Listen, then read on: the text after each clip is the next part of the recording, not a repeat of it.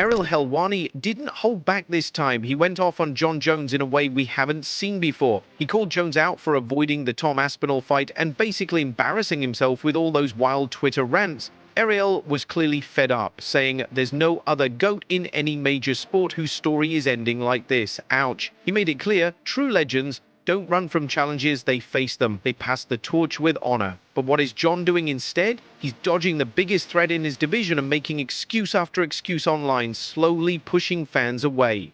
And Ariel didn't just rant, he brought receipts. He revealed that the UFC actually met Jon's money demands for the Tom Aspinall fight.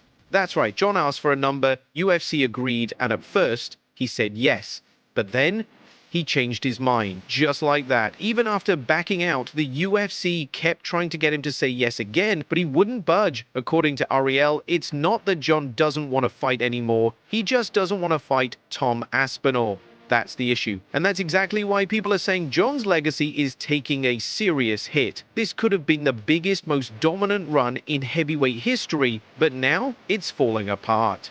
Meanwhile, Luke Thomas shared his thoughts on Corey Sandhagen going up against the Georgian powerhouse Merab Dvalishvili. And according to Luke, this fight might not be as one-sided as some people think. Luke said one of Corey's biggest weapons is his leg lock game. That's something that could really mess with Merab if he uses the same kind of grappling he used against Sean O'Malley at UFC. And the money. But, there was a back and forth, They got him that money. They finally got him that money. And he said yes. And then he said no. And since he said no, they've been trying to figure out a way to get him to do this fight. One last fight. He ain't budging. That he is not interested. When I say not interested, I don't mean not interested in fighting. I mean not interested in fighting Tom Aspinall specifically. Tom thinks he's cooking with all of these right here. He thinks he's having like the greatest run on Twitter. What's really happening is he's cooking his own legacy right now. He's making a mockery of his legacy. Show me a great champion. Show me a great, from Jordan to Tom Brady to Ali to Lemieux to Gretzky. Show me someone who acted like this in their final chapter. Show me. Who refused to pay it forward. Jon just doesn't want anything to do with Tom. I think speaks volume. Because here he is campaigning for a Francis Ngannou fight. C316. In that match, Merab was aggressive and risky, constantly pushing forward. It worked against O'Malley, but Sandhagen is a whole different beast. Corey's jiu-jitsu is super underrated. Luke pointed out how he dismantled Divison Figueiredo with his smooth timing and elite control. It wasn't just about submissions, Corey knows how to turn things around fast. If Merab leaves an opening, Corey could grab it and flip the fight instantly.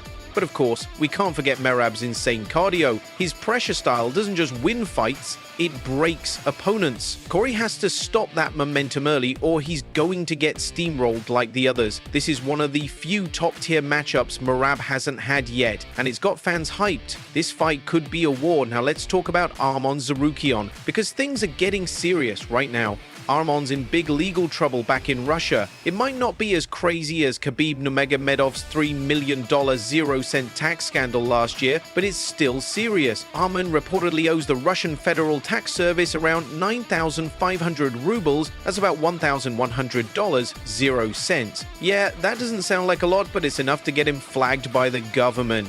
They're now looking into his assets, everything from his property management business in Russia to a gym in the US, his rented apartment in Miami, and even some flashy cars like a Mercedes G-Wagon and a Lamborghini Urus with custom license plates. Turns out, Arman comes from money. His father owns a big construction company, which explains all the luxuries still being... This is, to me, the million-dollar question. On the feet, obviously, he's a lot better than Merab. Okay, no question in my mind. Long, leaps in, all kinds of awkwardness. Yeah, and he can obviously use knees in a way that he can combine disparate striking elements.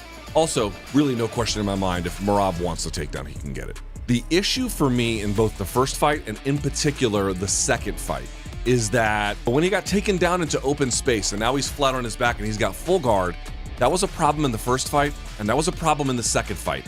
The question you have to ask yourself is, does Corey have a solution to that problem? But I believe that the leg locking game of Corey Sandhagen could be quite valuable. Now, the problem is it's going to be very difficult to get into a good place to do them when Merab goes chest to chest, 2 knees on the ground.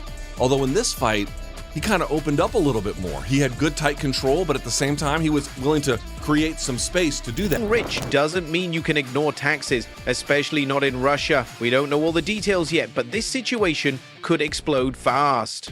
Remember what happened to Khabib? When the Russian government went after him, it got ugly. He had to run to the UAE just to stay out of jail. His gym got raided, and the threat of jail was real if he didn't pay up. Now Arman's facing that same kind of heat, even if the amount is much smaller, and the Russian government, they don't play around with tax evasion.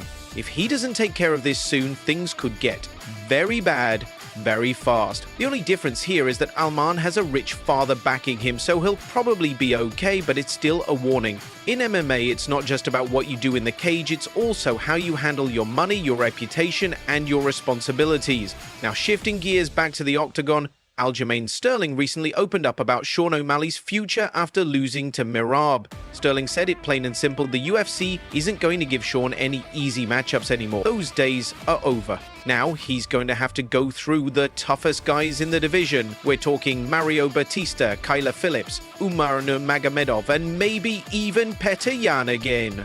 Aljo called the bantamweight division a straight-up shark tank. And he's right, even though Sean is super skilled, there are styles like Bautista's that can cause major problems for him. Sterling also threw out Song Yadong as a possible next opponent. That fight would be a big test. It's not just about bouncing back, it's about proving that Sean wants to get back to the top. Aljo also mentioned some matchups that might work in Sean's favor, like Patchy Mix, the former Bellator champ, who really struggled with Bautista's boxing.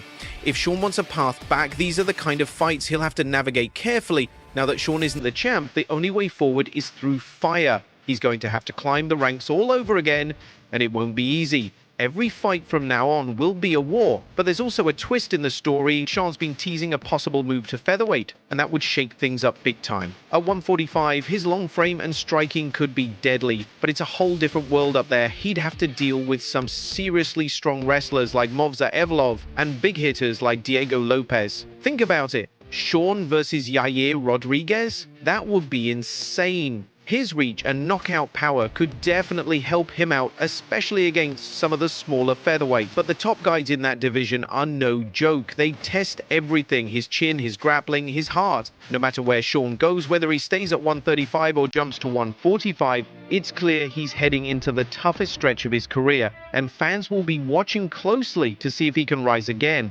Thanks for watching. Don't forget to like and subscribe for all your daily MMA updates.